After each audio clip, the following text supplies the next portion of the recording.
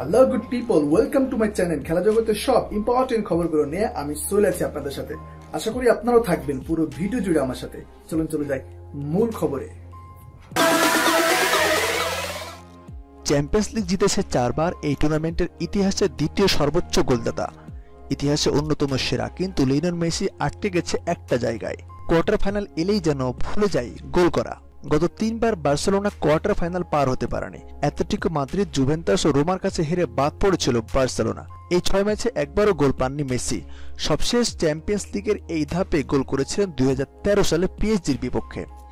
2-2 গোলে ড্র হওয়া ওই ম্যাচে একটি গোল করেছিলেন লিওনেল মেসি।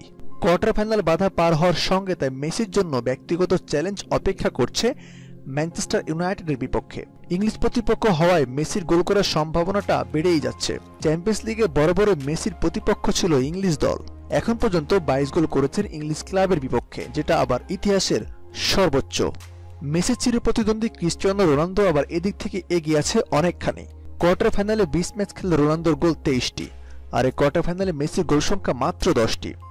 এই মৌসুমে এখন পর্যন্ত লা লিগা ও চ্যাম্পিয়ন্স লিগের সর্বোচ্চ গোলদাতা মেসি।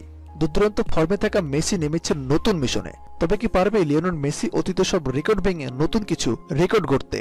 আর সেটার জন্য অপেক্ষা করতে হবে ম্যান ইউ ম্যাচ পর্যন্ত।